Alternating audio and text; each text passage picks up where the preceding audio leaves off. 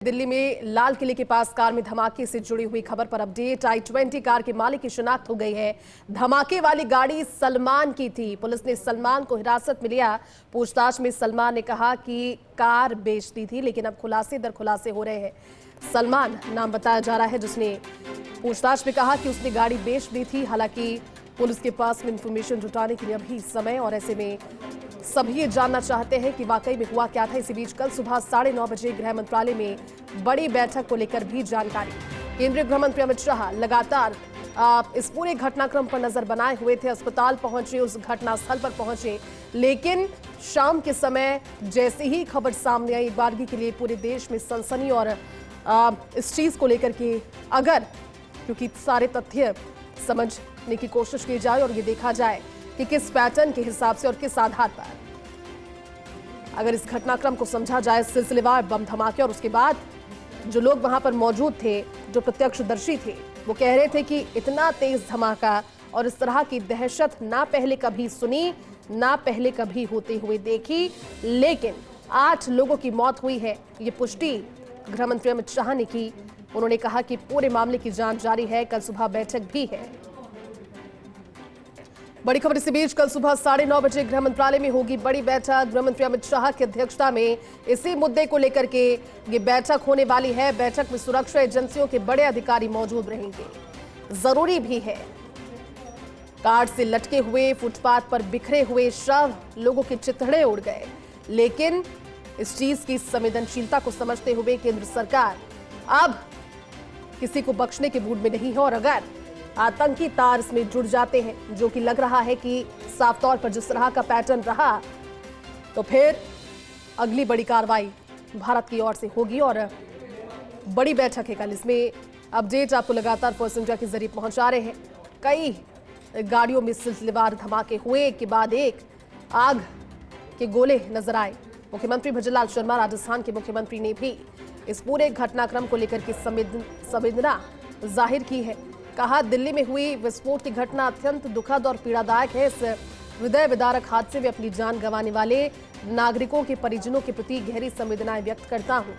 लिखा, ईश्वर दिवंगत आत्माओं को शांति और घायलों को शीघ्र अतिशीघ्र पूर्ण स्वास्थ्य लाभ प्रदान करे। घटना की गंभीरता को देखते हुए प्रदेश की सभी सुरक्षा एजेंसियों को हाई अलर्ट पर रहने, सतर्कता बढ़ाने और कड़ी निगरानी रखने के लिए निर्देशित किया गया है। दिल्ली के लाल किला मेट्रो स्टेशन के बाद बाहर हुए धमाके में 8 लोगों की मौत हुई है। 24 लोग घायल बताए जा रहे हैं। अस्पताल में इलाज चल रहा है। इससे पहले आज सुबह की कार्रवाई में जम्मू कश्मीर और फरीदाबाद में पुलिस ने जैश-ए-मोहम्मद के नेटवर्क से जुड़े लोगों के साथ 2900 किलो विस्फोटक बरामद किया था। सवाल ये उठ रहा है, क्या सीधे तौर पर इन दोनों घटनाओं का, सुबह की गिरफ्तारी, विस्फोटक पाया जाना और उसके बाद में अब ये विस्फोट, अब ये ब्लास्ट। दिल्ली ब्लास्ट के बाद राजस्थान में भी अलर्ट है। जयपुर एयरपोर्ट पर बढ़ाई गई है सुरक्षा व्यवस्था। केंद्रीय एजेंसियों के अलर्ट के बाद एयरपोर्ट पर सुरक्षा व्यवस्थाएं और ज्यादा पुख्ता की गई है। एयरपोर्ट पर एंट्री गेट पर हो रही है सघन तलाशी। आने जाने वाले यात्रियों की लगेज की भी सघन जांच हो रही है और फिलहाल एयरपोर्ट पर सीआईएसएफ ने संभाली है सुरक्षा व्यवस्था।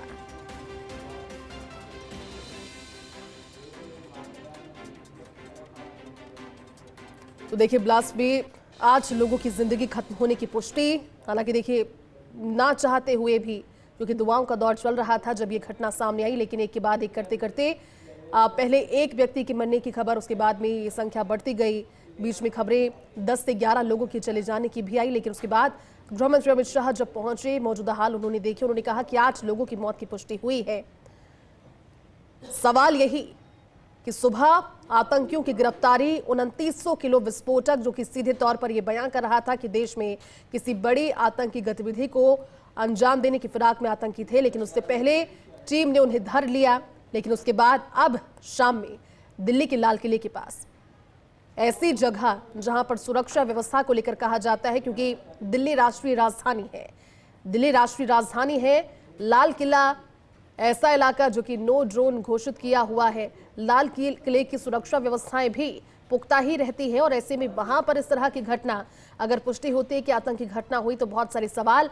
लेकिन इन सवालों के साथ उस एक्शन की तैयारी में सरकार अभी से, क्योंकि कल सुबह एक बड़ी बैठक दोनों घटनाओं के कनेक्शन क्या आपस में जुड़े हुए हैं, इसकी जांच सबसे पहले की जा रही है, क्योंकि जम्मू कश्मीर और फरीदाबाद में पुलिस ने जैश ए मोहम्मद से जुड़े हुए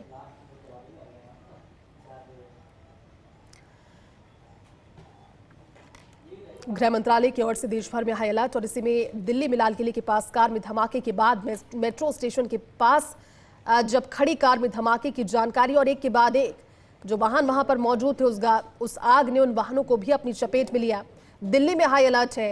कार धमाके में 8 गाड़ियां क्षतिग्रस्त हुई और दिल्ली के धमाके में 8 लोगों की मौत हुई है। अमित शाह केंद्रीय गृह मंत्री, उन्होंने सभी बातें कही। धमाके में 24 लोगों के घायल होने की खबर है। एलजेएनपी अस्पताल पहुंचे, मुलाकात की घायलों से। दिल्ली धमाके बाद मुंबई में अलर्ट है। मुंबई में कई जगहों पर तलाशी के आदेश। दिल्ली में हुए धमाके के बाद राजस्थान में भी अलर्ट। और इसी बीच प्रधानमंत्री नरेंद्र मोदी ने गृह मंत्री अमित शाह से बात की, पूरी जानकारी जुटाई। अमित शाह ने ब्लास्ट की पूरी जानकारी दी। मौके पर पहुंचकर दिल्ली धमाके पर गृह मंत्री अमित शाह ने जानकारी ली और ऐसे में दिल्ली पुलिस कमिश्नर से अमित शाह बात लगातार कर रहे हैं। गृह मंत्री अमित शाह ने आईबी चीफ से भी बात की है। एनआईए डीजी को भी निर्देश दिए और घटनास्थल भी पहुंच चुकी है एनआईए की टीम हर एक बारीक सबूत उठाने के लिए।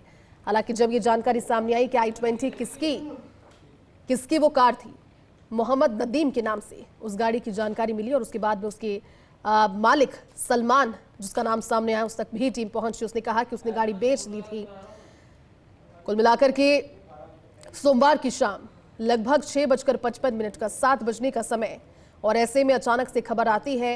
इस तरह के धमाके से दिल्ली दहल उठती है और उसके बाद बहुत सारे सवाल खड़े आकर हो गए कि आखिर क्या यह आतंकी हमला है या फिर कोई दुर्घटना। लेकिन धीरे धीरे तस्वीरों के साथ लगभग इन तस्वीरों को देखकर, इस पैटर्न को देखकर के स्पष्ट हो गया है कि आतंकी मंसूबा हो सकता है और उसको लेकर के जल्द ही पुष्टि भी की जाएगी। लेकिन लाल किला मेट्रो स्टेशन के बाहर पार्किंग स्थल पहले बताया गया, जहां पर जोरदार विस्फोट हुआ।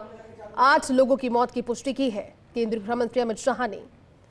कई लोग ऐसे जो वहां प्रत्यक्षदर्शी मौजूद थे, उन्होंने कहा कि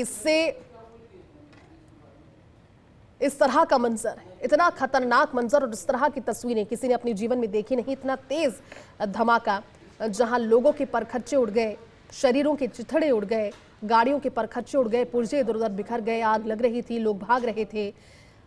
एक इको वैन वहां पर खड़ी थी, आपने उसकी तस्वीर देखी होंगी किस तरह से उसके पुर्जे सड़क पर फैले हुए थे। और आप ये तस्वीर देखकर अंदाजा भी लगा सकते होंगे कि जो इस वाहन में मौजूद रहा होगा उसकी शरीर की क्या स्थिति रही होगी।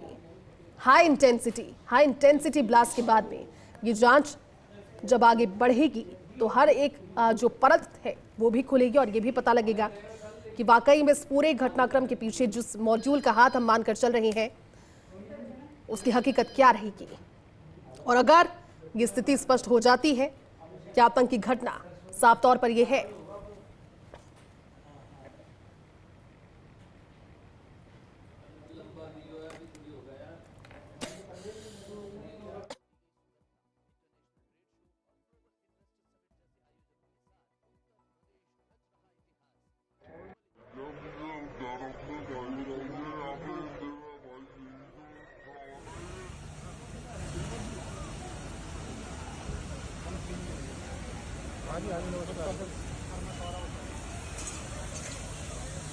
बड़ा सवाल यही, क्योंकि जम्मू कश्मीर और फरीदाबाद में जिस तरह से आतंकी मॉड्यूल का खुलासा किया गया, जिस विस्फोटक को पकड़ा गया, 2900 किलो उसकी मात्रा बताई जा रही थी। क्या सीधे तौर पर कनेक्शन वहां से जुड़ा हुआ है? और अगर उस खतरनाक केमिकल की बरामदगी से जुड़ा हुआ ये कनेक्शन है तो बहुत बड़ी घटना अपने आप में ये है।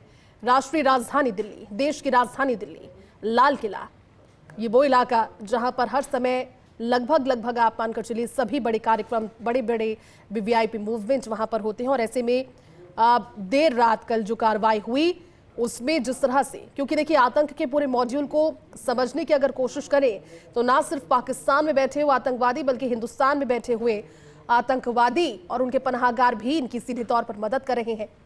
इस घटना ने सभी को दहलाया है, दिल्ली दहल उठी है। लेकिन देखने वाली बात ये होगी, क्योंकि खुलासा जब होगा तो क्या और तथ्य निकलकर सामने आएंगे।